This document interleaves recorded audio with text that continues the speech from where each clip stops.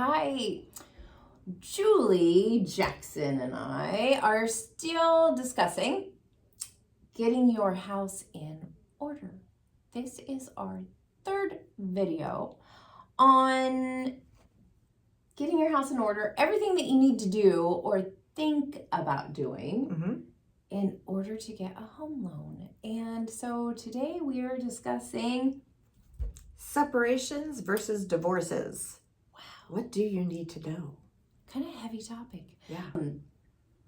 A lot of us have been through the divorce. We've all been, I could say we've all been separated at some point, but no, some of us have been separated and divorced. And so, Julie, why do we need to discuss such a heavy topic? The reason we need to discuss this topic is because depending on what state you're in, if you're in the state of Washington, we are a community property state. And guess what? You would think we were in the 1800s, but if you purchase a home and you are still legally married, your spouse has to acknowledge the fact that you are purchasing something in your name alone by signing a quitclaim deed. And that means, so even if they're separated and their divorce is proceeding forward, maybe not finalized yet, how is that possible? And why do it's like we have to get permission that you want them to sign off saying that they will not have any part of that property, right? No rights, no access to that property, which is why they've got to sign that document. And it's because we are a community property state. Yes. So everything is owned by both parties in the marriage. Yes.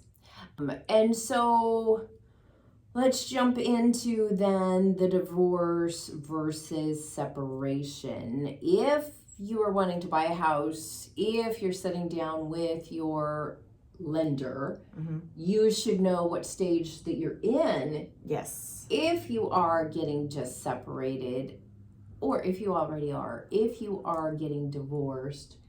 And hopefully if you are getting divorced, you know that you have started planning this in advance. And that you know kind of where you're at in that. Because we've seen a lot of our clients say, I want to buy a house, or I have to buy a house because this is happening and I want a house for my kids. And so let's discuss then the divorce and the separation. How one might make more sense than the other. So the reason that you want to have it legalized and recorded is because there are many facets to a divorce. It's not only the emotional and the mental, there's also the joint accounts, the joint debt, and the assets that have been put together while in that marriage. And we've got this rule that says that even if you are getting a divorce, if you have community property and you both own the home together, even if you say, nope, I'm going to give this house to my spouse and they're going to make all the payments on it, until it is in writing and recorded, we will still have to hit you as the borrower with the full payment for all the joint debt, including the house. Wow. Okay, so the other side of that then. So let's say the separation side. How is there kind of like a criteria of what makes sense for one individual versus another, of what route to go with this? Or how does a person decide? It's a personal decision. I think that a lot of clients look at it like, well, a divorce is so permanent versus just a separation. And with a separation, though, the problem is you're in limbo. You're in limbo whether you're in a relationship or you're looking for a loan. In both cases, that's a limbo. That's just it's a temporary solution to whatever the problem is that has divided you. So by having a separation, it's the same thing. If you say, no, my spouse is going to take care of X, Y, and Z, as far as the rules of the world are concerned, those are still your debts. So in order to remove those from your balance sheet, you need to file for divorce, and we need the divorce finalized. We will not even take a divorce that's in process. It needs to be the final. I want to be done tomorrow. It's typically not that quick, right? No. There's timelines, right? No, there are waiting periods also. There is a waiting period. I'm not an attorney. Right. I don't know what it is. Yeah. I know it's months. I don't know what that timeline is exactly. We've also had situations where we've had the soon-to-be ex out of state who has refused to sign documentation or incarcerated. Oh. So there are... Can they be forced to sign? No. Oh, gosh. Okay. No. So you cannot even say, well, the judge said you have to sign off on this. It must be finalized in that divorce decree. Oh, wow. Okay. And when it is finalized in a divorce decree, how do they go about registering or changing title on that property? Well, title's easy. You just file a quitclaim deed, but that does not remove your responsibility on the mortgage. Another bingo. And so is there a remedy for that?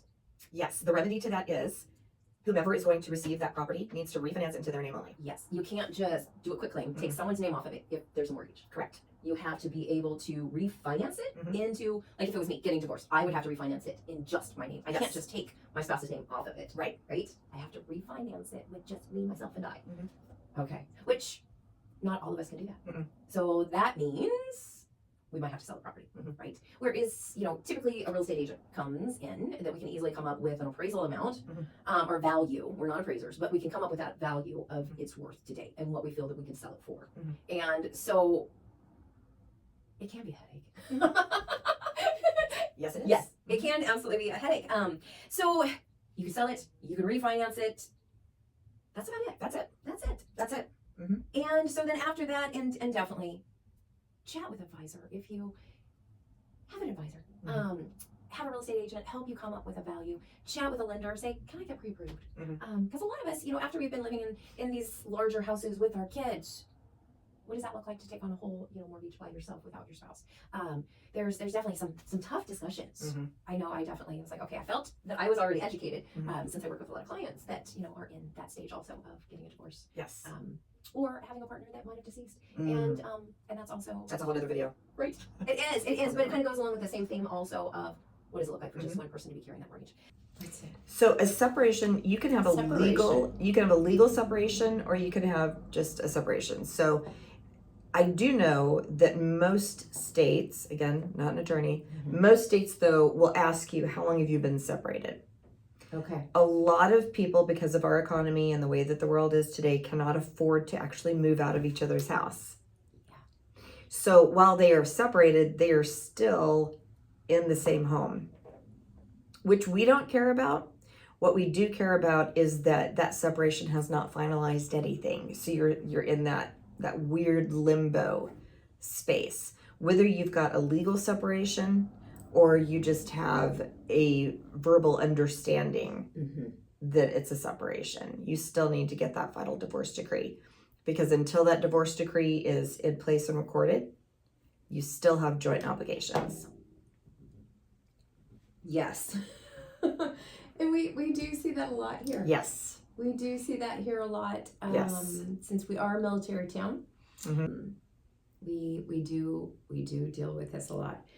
And so one of the things I also wanted to jump into with the aspects of, that we have a married couple or a separated couple that own a house together, should they immediately hire an appraiser?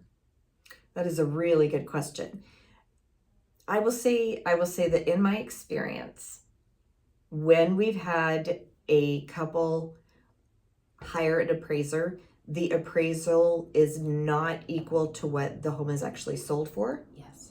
Or equal to what the refinance appraisal comes in as. So I would not recommend that someone do an independent appraisal for that very reason. Yeah.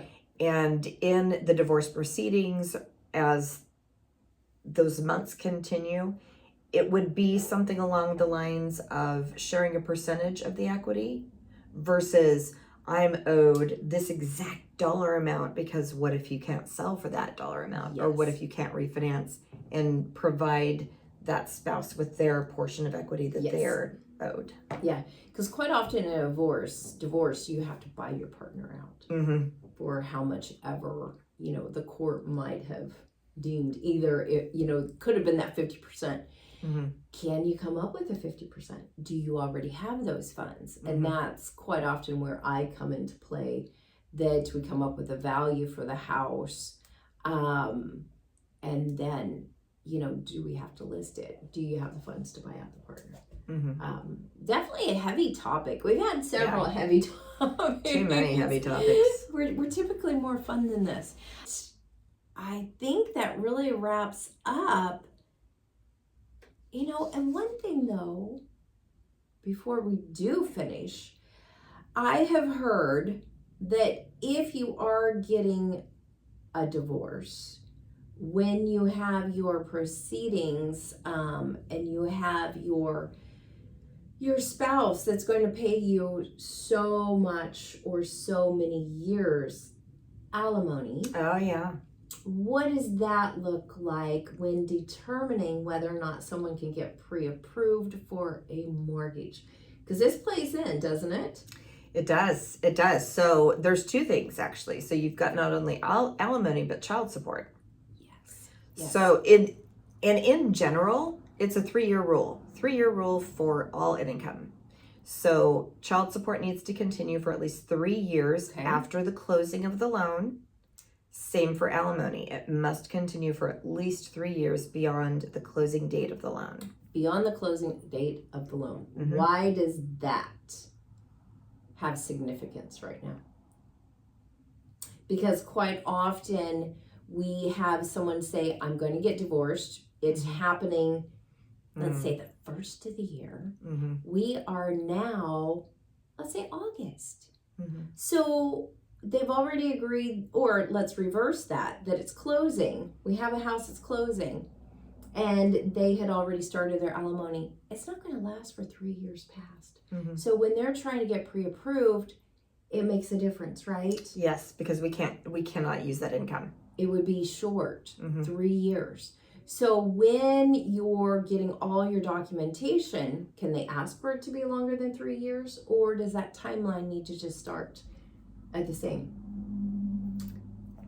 I would say you guys need to ask those specific questions with your divorce attorneys and those individuals that you're going to for guidance.